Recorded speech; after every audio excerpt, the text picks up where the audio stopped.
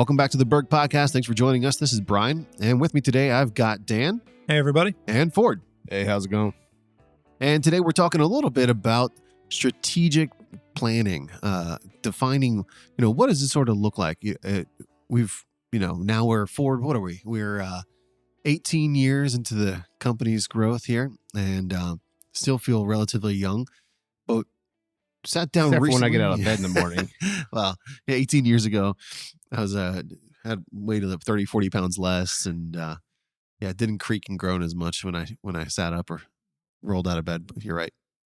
But beyond that, we sat down a couple weeks ago here, or just recently, and started to talk through the idea of what does Berg construction look like? What do we want it to look like? And really, we're talking about not today and tomorrow. We're talking about the next 5, 10, 15, 20 years, right? So, Right. I mean, the thing is that we've been going, especially in the last 2 years, just grinding and just getting things done and keeping our head down. And, we did this 5 to 7 years ago in my basement. A couple of us got together, read a couple books, did some stuff. And it's crazy. Like, we look back on the stuff we wrote then we were kind of like, yeah, okay, right. And then if you look at it, there's something about that. I mean, I'm not really. Yeah, pretty close. Yeah, it's like, that's a little closer than we thought. At that point, we were looking at each other like, what on earth are we writing down? So 7 years ago, or whatever that was, we sort of felt like throwing darts a little bit, right? We kind of knew we were going to take some chances, knew we wanted to be bigger than we were. Didn't 100% know what that meant, but kind of threw some darts, and surprisingly, your vision, Dan's leadership, our team, we've checked a lot of the boxes that we wrote down a couple years ago. Yeah, it's funny because we feel like it. A word I like about describing it is cavalier, right? We would have sat in the basement and it was just cavalier. We're like, we could do this, we could be this thing, and just made up some numbers that we thought it's a number. And then you get there, and all of a sudden you're there that quickly. You're there, and with everything that's happened over the last 2 years between COVID and the slowdown and labor and material and fuel and everything else, you keep your head down and you keep grinding.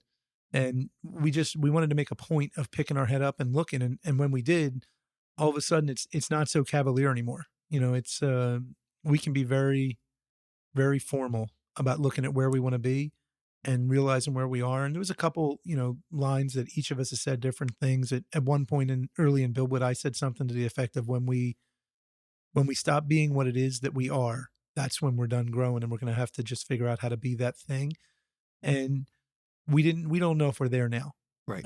But what we do know is we needed to pick our heads up and look and say, okay, let's realize where we are right now. And we had a meeting recently, and I pulled in and everybody's there. 99% of our guys are there. And I literally got out of my truck and I said, like, this is crazy what we've built. Because a number on a page is one thing, right? For what I mean, like, you look at numbers and it's numbers. Sure. But when you look at people and they're standing in front of you, it just feels different.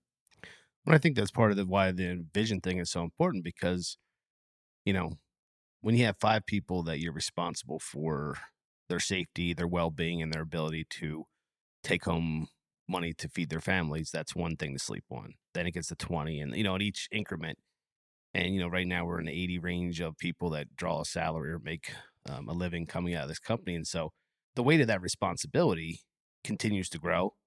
And I think I'm getting shorter by the day, but maybe just getting old too. But no. And so then you have to really be more methodical and, trying to draw that plan out, because, we want people to stay here. We want people to be part of this team. And they also want to know what's going on in the future, not just tomorrow and the job for the next 2 months or whatever it is, but like what they can do to be part of the team, what their upward mobility potential is, all of these things. And so that's what it takes us time to try and build that plan out so that they know where things are going. And we can also then have something to work to as a guiding plan for everybody, so that way, if any of us are not available and someone has to make a decision, they have that, not just kind of like our, things on the wall that tells us, servant leadership and things of that nature. These are also things that help people make decisions for our future. Yeah, one of the things that stuck out to me there, Dan, you said you're not sure if we're there yet or not, and that's true. But we certainly feel like we're getting closer, right? And some of the indicators And when we talk about BuildWit's a branding, marketing, Software now. miscellaneous company that we partner with over the last few years. But when we talk about some of those early conversations that you're referencing, we're not competing with anybody. We're not trying to be bigger than anybody. We're not trying to be the same as anybody. We're just trying to be the best version of us that we can be. And we know we don't want to grow beyond a certain feeling, right? We don't even know what the size is, truthfully. We just know what the feeling is. We want it to feel the same as it did with 12 to 15 people. And that's probably not reasonable for us to expect that, at 80 plus people, that it's going to feel the same as it did with 15 people. But we also know we don't want it to feel like 500 people. We're not just trying to, keep a roster full of people. We're not trying to just do work for the sake of doing work, right?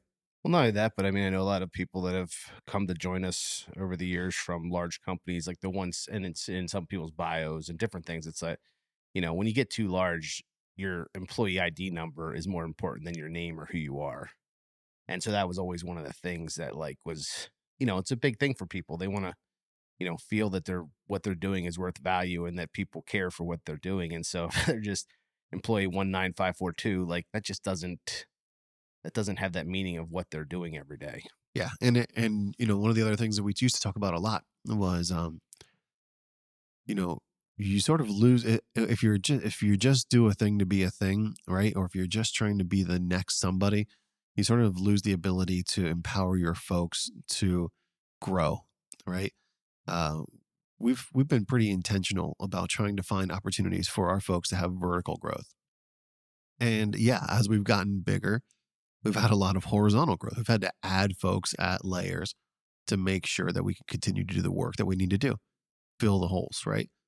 But I think part of what we're trying to talk about, especially in some of these conversations we've been having as a group, is each time we take a step, right? So we've talked about how my role has changed and how we've had to backfill part of that role now with 5 or 6 people to do other things as we've gotten bigger. So each time that role changes, it provides an opportunity to take someone and sort of also pull them up and give them some growth. And that's been important to who we are. Yeah, and I did want to use you as an example. We thought about it that Brian's done a really nice job over the last 3 years of starting to bring people in and say, I'm gonna have somebody that does this and do this, and it's paid great dividends. I mean, you have whether it started with Kelly and you had Tracy and you have Kelsey and you have Blair and now you have Decker, and each of these people perform a very necessary function and they do a really nice job doing it, and it frees you up to do some of the things that people don't even realize are part of your job. And it's almost like how I like that Eisenhower matrix. It's allowing you to delegate things and do the things that are the things that you need to do. They're important, but they're not urgent. And that's really allowed you to focus that. And that becomes the next step for us, I think, in growth, is not trying to think top line growth, but rather think we need to make it that each of these people can have a job that they do, that they can succeed at, that is reasonable and allows them the best chance to do the best they can to succeed and get better at what we do on an individual level, each of us. Because each of us, if we do better, the company can grow without growing a whole lot, versus trying to to just grow. Because Brian talks about that all the time, Ford. I don't know if you want to jump in on that, but Brian will talk about what it costs to do certain things. Like I want to buy a new Traco. The Traco costs $400,000. How much more work do you need to pay for a $400,000 Traco that you have to pay off in 5 years? It's a lot more than you think it is. And can that Traco by itself support that kind of work? That's very granular thinking, but it's what Brian has to do and what, Brian and Ford and I have to work through. But when you get to it, it really, the better way to grow is to try and improve what each of us does and how we do it in a way that it generates more value for all of us. Well, exactly. And I think the interesting thing is that, when we first joined up all together, it was, I was still in operations. You came in to run snow, and we didn't have anyone. We had a bookkeeper that was doing the best they could, but didn't have anybody with the abilities that Brian has. And so like, but now we each have a group of team that works, you know, at every layer that someone works to get themselves better, improve themselves, be better part of the team. That creates a vacuum that allows a new space for somebody else to step up. So it might be, a small step, but that little step makes a difference. Then they get noticed and then they get to move to the next level. And the other thing with it is too, is that, the other thing, we have some people that don't want, they enjoy their role while they're right now. This is what they want to do. This is what they enjoy. And they don't want to maybe be in management. They don't want to have to deal with paperwork or phone calls. And so you want to allow for that opportunity too, for someone to really just find their niche and just become a master of what they do. We have a couple of those now. And I think that's also part of the focus, is just to become a master of what we do. We do a lot of stuff. Let's just continue to get better at what we do. As we improve, it's better for everybody, not just size, volume, whatever it is, but just actually being a master. And that's by experience and time. There is no other way to fast track that. There's no YouTube videos. There's no training for some of this stuff. Some of this stuff is just spending time doing it. You learn a lot of things about what you're doing. And whether it be internally in the office side or externally in the operations side, when you get to a manager, a leader of a team, whatever that team is, who does a really good job, and I can pick out a number of our people in any facet that do a really good job. And when they step up and they take on a little bit more responsibility, as of recently, we've had podcasts with JD and Scott, both stepped up and took a little bit more leadership role overseeing multiple crews. When they do that, it creates 3 or 4 spaces all of a sudden that's available for other people to grow into the roles that they were doing, because that's what made them so amazing, was that they were doing 3 jobs, and to do the next job up, the newest of those responsibilities, to complete the newest of those responsibilities takes more of their time. So for them to devote that time to it, it then creates a void that they can't do 1 or 2 other things they used to do. And that's true whether you're on a pipe crew and it's the pipe layer and the top guy and the foreman, or if you're on, general superintendent and you got 3 or 4 superintendents underneath of you. Regardless of what that is, when you make that step, it creates other opportunities for people to grow behind you. And that's one of the beauties of what we've set up, I think, and been fortunate enough to have set up, is that we have people who are 65 years old and we have people who are 21 years old. And so there's the whole spectrum of age and experience, which is great for how we're teaching everyone and people are learning how to do the work. But it also means we've got a structure built that has longevity, that doesn't need to have some immediate need to go out and get 20 people that are younger, because all of a sudden people are going to leave. We already have it. We have a nice bend, a nice even curve in what our ages look like. And it really allows us for longevity.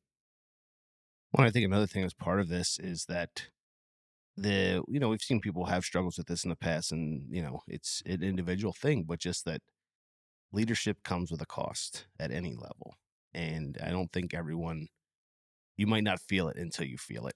And when you feel it, it might hit you like a brick. Like it's not something you can explain.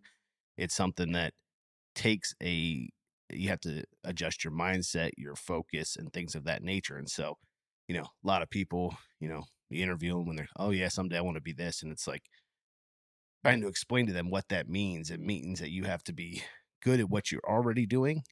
You have to be doing the best you can there. And then you add an extra responsibility, but that extra responsibility does come with a certain cost. And so you have to be well aware of what that cost is as you're trying to continue to grow. So, taking time and getting people to be in the best place they can is very important, so that they can handle that new responsibility that they've been given. And 2 of the things that are really important to me in this conversation are self-awareness and communication. And I think they're 2 of the most key things that we have to deal with. Self-awareness, because Ford just hit on the word cost, which is a really funny word. But all too many times when we're trying to figure out what our wage is going to be, what our salary is going to be, what, we want to have a review, we want to get promoted, we want to do any of those things, we look at it like what I'm going to get, right? As an employee, all of us except for Ford are an employee. And what we are going to get from the company. So we say, okay, Ford, I'd like to move up and I think I can be more than just an estimator. I think I can be a director of operations. And we have a discussion about what my role is at that point and what my responsibilities are going to be. And then Ford's going to have a discussion with me about what my salary would be. But we don't look at what the cost is, and the cost is a very different thing. It's very important that as we grow, we are transparent and honest with people about what it is that the wages are buying. In other words, what are your responsibilities? You know what I mean? Because as you grow into a bigger role, whether it be foreman, lead operator, foreman, superintendent, general super, project manager, each of those has varying levels of weight on them of decisions they have to make and people they're responsible for and things they have to manage.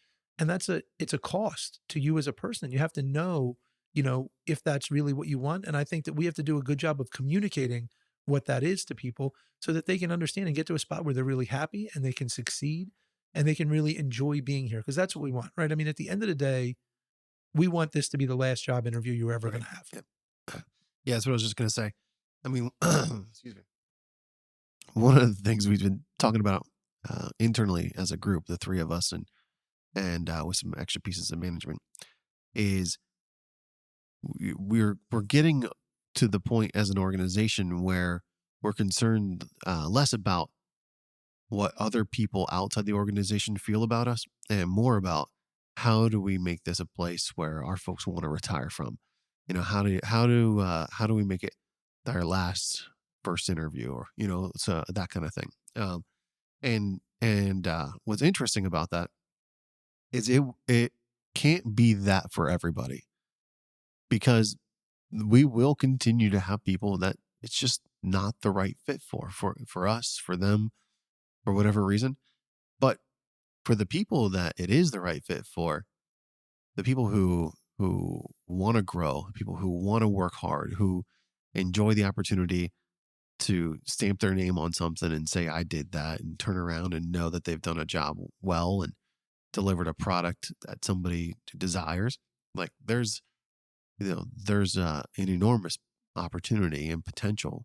And we've recognized that that's what we're trying to get, right? For the next 5, 10, 15, 20 years. It won't be, and you've said this before, Dan, it won't be that we've retired or stepped onto new roles or whatever because of the guys who came in front of us. It'll be because of the guys who are ready behind us.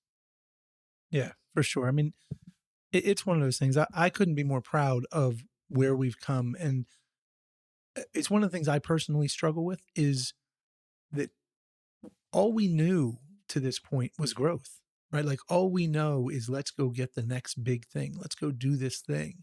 And so to stand back now and really try and honestly say like, okay, how do we just be better? Which is what I always said. And I was trying to do it, but I was trying to do it while I ran 100 miles an hour. And instead of doing that, now we're trying to look at it and say like, okay, but how do we create a culture that people want to be a part of, a product that people want to buy, and make it have longevity? And I think that at that point, that's where we need to slow down and look at it and say, we're going to just get better. Let's really focus on getting better. And if we do, everything will take care of itself. Well, and I think we had that dinner to honor all the people who've been here for, over 5 years a couple weeks ago. And, the one thing that was interesting is like those people, besides sticking with it, the adaptability of that group, right? Because from the day that that group has started with Joe, with almost 10 years here, like I think there were 6 of us when Joe started. And so Joe's just been he's ridden this wave that's just constantly changing, and he's been able to adapt and deal with all the changes that have happened. And that takes a certain special set of circumstances because people don't like change. And so now we're kind of getting to that point where the stability is as important as the wave. And so that's what we're trying to. We still want to look for fun things to do that unique that we haven't done before, but we need to create that stable base. And that is what we're focusing on to really better that group and all of us as we move, and allow us that we can still take on some fun new things and do things at a time, but it's not the just ridiculous transition that has been the last few years. Yeah, I think that's important because what are we not saying, right? So there's a lot of gray when it comes to strategic planning and growth, because what we're really saying is we think we're closer to where we want to be than we were 3 to 5 years ago.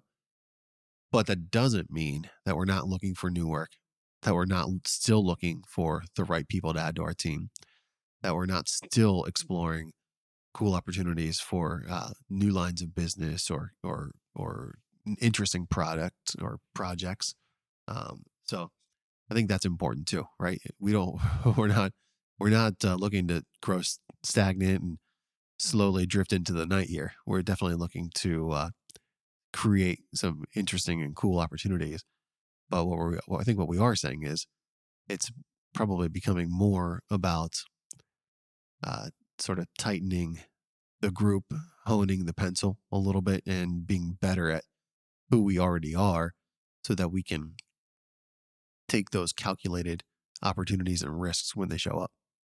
Yeah, I think it ties back to the beginning where we talked about, there's 80 some members of the team here, and like we have to have that volume to get them going. And then that once we tighten that up and everything is working and running at optimum or the best closest we can get to optimum, then it allows us to go do the other thing versus just grabbing things. And if we're not running it at the appropriate speed, it burns people out. It burns out, equipment. It costs jobs. It does a lot of more detriment than it did in the past. So we have to make sure that core is solid so that way, when we go out and do those other interesting things, it doesn't affect the core. Right. Well, that's Brian was right on with the word I was thinking, which is we're not trying to stagnate. Like in other words, what we really want to create is if you viewed almost like when you watch a heart monitor and it goes up and down, right? And that's fine. What we're trying to do is make sure that we have a baseline, that we know what it is, we understand where we want to be. And then when the opportunity presents itself, we have no problem going up and saying, let's get bigger. Let's go do this interesting thing. Let's go do this new project. I mean, we have another one of our lines is you want to do something, with people, in a place, if you do all three, you're going to do very well. If you do two of the three, you're probably safe. If you only have one of the three, you could be in trouble. So we still think there's a lot of opportunity out there for growth. We still think we're going to go do interesting things, and things are going to change, and we're going to grow and we're going to evolve. But we all feel like we're at a size now where we need to make sure that we can be as good as we can every single day. Yeah. And then just try and go out and do new things with that group because they're so good at what they do. Yeah. So, and it actually just made me think of something you were saying there, Ford. Like when you started Berg Construction, well, what did you think was going to happen? Not this, that's for sure. Right? Because it struck me as you were talking there. And my guess is that we've got a lot more careers in Berg Construction than we do jobs. And that's probably not what you expected when you bought your first backhoe. No. And then the first group of employees, it was, hey, it was a couple of me and a couple of friends, and some family members, and we're all going to retire together. And then, it just transitions. And now we have parts of the team that are going to retire before I do. We have people in the team that are going to retire after I do. And, if everything's running properly, maybe they'll just keep it going after I'm hopefully fishing somewhere warm or playing golf. But that's a different story. But I think that, it has had me to affect my vision of what I saw has drastically had to change. And, that's all part of having these meetings, because there wasn't a meeting before a couple years ago. It was just stuck between my ears. And then we had to actually talk about it and see where everybody wanted to go. And that's what we try and do with these meetings, because not only was the three of us having the strategic meeting, we brought in some of the other managers to try and help. So there's a consensus, and also so that everybody sees the same thing. Because I think that's also very important, that the message is the same no matter where you go. Because something we also want to talk about is that, yes, I can't be everywhere. Dan can't be everywhere. Brian can't be everywhere. Right. But the next group of people are us, right, but not us. Yeah, vicariously, for sure. Right. I mean, just because it's not Ford standing on the job site doesn't mean the guy who takes ownership over that project isn't standing on the job site, right? I mean, it used to be you because you had to oversee every job site. It used to be Dan because Dan had to oversee a lot of the stuff that was happening. Now it's not Ford. Now it's not Dan, but it is the guy who's supposed to be there, who is the vision and face of what's happening there. Yeah, and that's huge. I mean, that's, it's crazy to think we're there, but we're there. And it was a few weeks ago that we sat down and we had that discussion, and that's when really triggered a couple of the podcasts and other things. But I realized that I wasn't doing a great job of communicating. I mean, we're having podcasts, we're sending out, and we thought we were, And then I looked at it and I said, we're communicating, but I don't know that the message that we wanted to deliver is what's actually being received. I think we may need to look at it and be more formal about it, which is, something we have to do. And Brian, to your point, I remember when I first met Ford, and then when Ford invited me to meet, I remember where we met. I remember the conditions that day. I was supposed to be somewhere else with my wife. I think, we were married at that point. Um, and I came back and I talked to Erin about it, and I said, like I genuinely think after sitting down with Ford, who she knew him like a little bit, I said, I feel like you could almost determine what you want our life to be. I said, I feel like he has that much potential, and that's what I saw. I, as a person, not even working for Berg at that point, I saw that Ford's younger than me. And I was like, this kid's got a plan. Like, I don't know that he can make the plan happen, but I don't see any way it can happen. Like, he wants it to happen. He's willing to put out the effort and the risk and the money and everything else to make it happen. And so it's been really crazy to be on the front side of that, you know what I mean? And really watch that happen. Cause when you had what, maybe 10, 12 people when I came on board? Something Well, at like that point, there was actually more Bergs than other people. Yeah. Unlike now. Yeah. There was a lot of Bergs, but I remember what that was like in the beginning, and it's just been to think how fast this changed. It feels like forever, right? It feels like I feel like I've worked with Brian for years, and it's been years, but it feels like, it feels like it's hard to remember something else. Right. You know what I mean? Like, it feels like it's exactly. just been forever but then you look at it in pictures, in freeze frames, and it's like, wow, this has been an amazing rise. Right. And now we walk into rooms, and, I'm still taken back at times with what we've been able to accomplish and the people that have come on board. When you look at some of the people on our team, they are just top-notch quality people, and the days of us just trying to figure it out, the farmer mentality, we still like that. We still want that. And it still benefits us. But wow, we have some people with more experience than, I'll probably retire with less experience than these guys have. It's just crazy. Yeah. Well, I think it's part of the success of any team when when you're not the smartest person in the room, right? You're not the best person in the room. You hire people who are more capable than you are. And it makes you better. Yeah, for sure. Well, I was thinking, the parking lot the other day, just looking out there, and it's like, I remember we had like 6 trucks parked in a parking lot one time. We like took a picture because like, oh wow, 6 trucks in a parking lot, right? And it's like, yeah, a little different, but that's the thing that like, I think, sometimes we'll hear like, oh, I like that. But other day I was on a job site, and the guy that runs that division had a rake in his hand. So it wasn't me, but like the same mentality was still there. But that's you, right? In other words, like, that's the irony, is that's you, and we were talking to JD, and JD, we were referencing the fact that when I pull up, sometimes still I catch JD in a machine or in a trench. And in other words, and I'm like, come on, man, you got to get out of the trench. You know what I mean? And it's been funny because that is Ford. You know what I mean? Ford is the one that's going to jump in the trench.